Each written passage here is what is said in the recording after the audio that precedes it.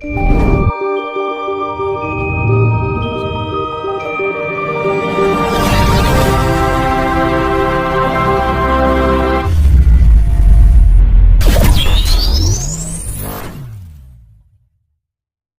berarti nggih dibimbing kali sedulure piyambak Lah nggih, Pak? gak nek pancen wujud. Nek Kanjeng Nabi ki karek jirine nek biyen ki wujud apa dudu. Wong kula mboten roh niku. Nggih. Kula nggih namung criyose mawon ya. Wijire. Piye to nek ngolah-ngolahi ngono? Ya. Nggih. Mbak Karim kowe kok Kanjeng Nabi mbok gawe argumen iki kowe ya roh rupane gak bar kowe sak. Nggih to, Mbah. Lha iya. Mulane aku ya wong Jawa ki apa enenge apa sing dialami. Ingkang dialami diceriyosaken urip iki lho. Mulane wong-wong ngoten-ngoten niku nek mboten digendahno enten sing gendahno ngeten iki, tahu pencarian kali dekatan sapa nyono mboten kira roh. Kula dhewe mboten roh. Nggih. Ngoten. Akhire kula dhewe kuncine kula semuni, Del. Oh iya. Tibake munggono meletik jere ning jagat raya kae, jere ning luar negeri kae, pokoke bok ya abang karo putih.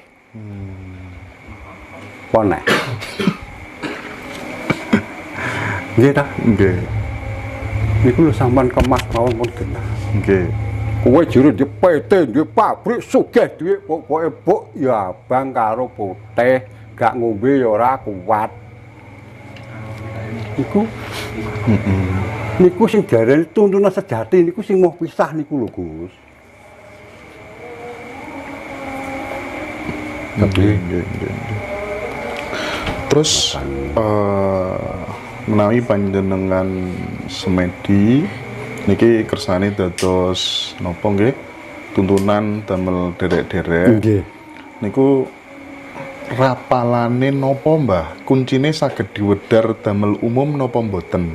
Nek teng Jawa niku rapalane nggih niku wau menyerahkan diri tenggene Allah namung niku tok.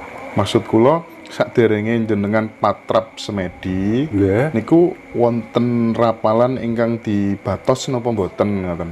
Nggih, nek saderenge upamane semedi nggih. Semedi niku tujuane semedi napa kantonan? Misale tujuan semedi damel manembah, Mbak. Nah, nek manembah misale ki manembah, misale wong manembah niku wau sakniki ngeten. Jujure ati sing ditangletno teng jero ati riyen.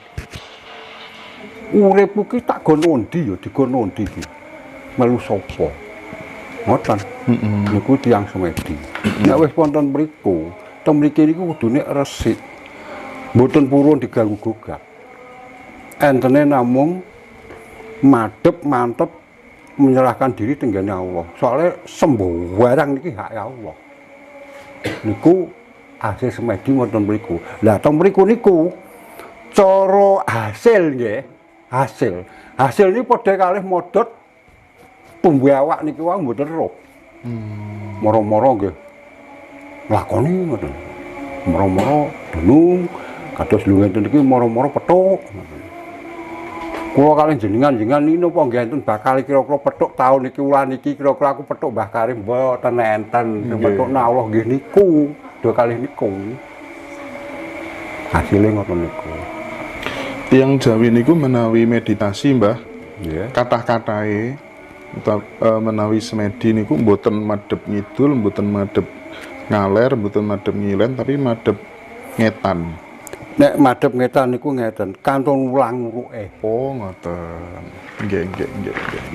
Kantun ulang ruke nggih. Nek niku. Nggih. Tapi sing jelas, lho. Iki nggone srengen marah bener sok ora bener. Nek wis ngeten, ndangak iki nggone wong mentereng ra kena diomongi wong. Mengkereke ngajak gelut. Wong gabuk Nggih. mboten desi. Lah niki, ceklok niki dibuka niki ceklok. Nafase pripun, Mbah? Napase nggih biasa. Biasa Mung ae mawon, niki nggih. napa niku sing diarani ati niki lurus medun nama Allah. Pasrah tenggene Allah. Medun. Medun. Niku semedi. Mulane dienekno wong Jawa ngeningno cipta mandang pucuke grana ngedepi babahan Nawa Sanga ngoten nika teng dalangane. Nah niku lan para madhep ngalor ngetan kidul niku kantun uruk-urukane. Nggih, nggih. Kathah tiang semedi, Nggih. kathah tiang salat, kathah tiang poso, Nggih. tapi tasih mentolo kalih tiang, tapi tasih korupsi, lunga kaji bolak-balik niku masalahe ten pundi, Mbah? Lah masalah teng percaya. Maksudnya pripun? Lah ngangge percaya niku mboten ngangge lurus niku. Oh. Manggon kene Kak, mentolo arep bare ning ndi? Manggon kanan karo kiri. Iki nggone serakah karo nggone nafsu. Mulane sampean isane yo lho. Ndangak ton deluk iso apa nah. Tapi Nggih, nggih, nggih. are apa jere iso mbleber asih pangkaisane iku kuwi. Berarti kados kebiasaan melek dalu ngoten niku Mbah Karim pun wiwit riyen nggih. Pun pedang. Nah, sakniki ingkang kula tangletaken kinten-kinten manfaate betah melek niku sakjane napa, Mbah? Sakjane kuwi eling. Eling. Rina wengi niku kudu didasari eling manggon terus numpang teng sadar. Nek wis teng sadar iki manggon teng ikhlas, lila, rindo. Pokoke napa belengke mawon teng lego. Tak pun.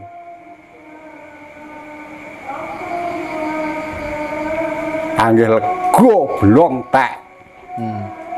Pun boten butuh paribasane. Tegese teng mriki pun roh. Oh ya Allah, kok nek kuwi tak ngenekno aku salah. Aku berarti nentang Allah.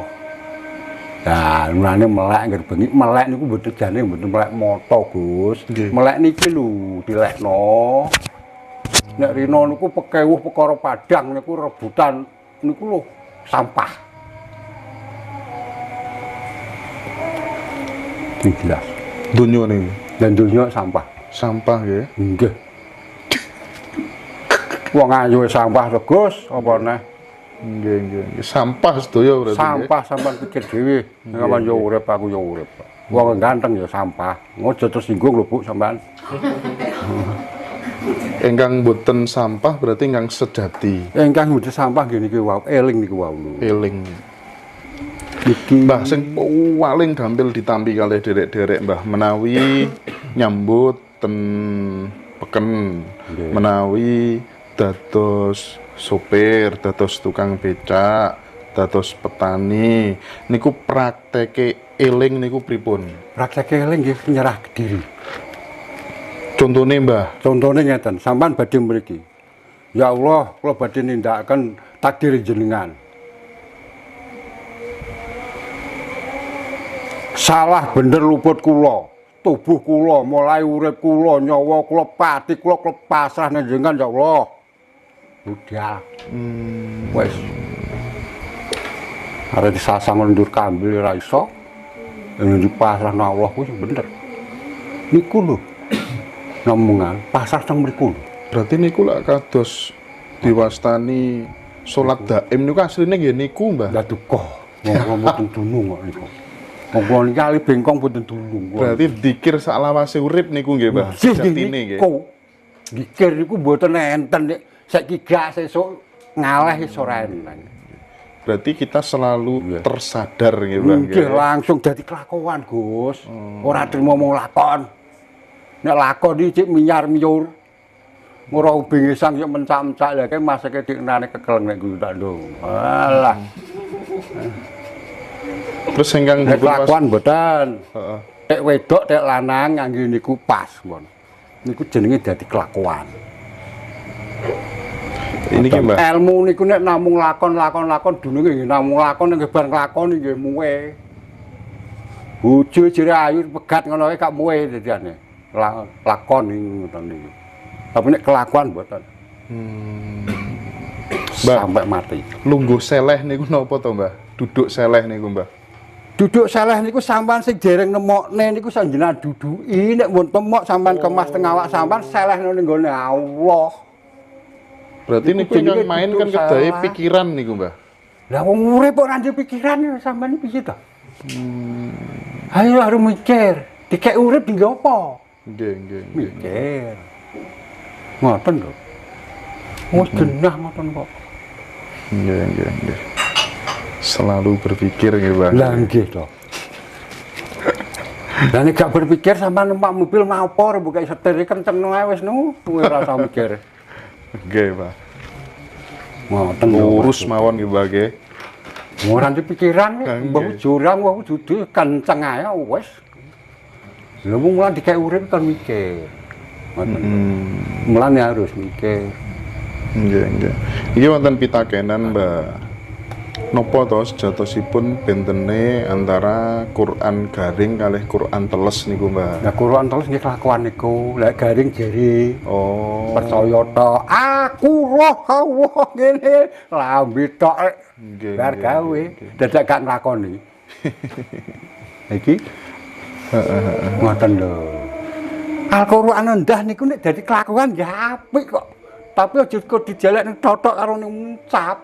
Harus dadi kelakuan iso. Piye to? Nah, tapi kuwi kelakuane Kanjeng Nabi lah Kanjeng Nabi ra roh irunge ya bingung kuwi ya rata-rata ya akhire ya lho ngoten niku lho. Nggih. Wong niku salah paham.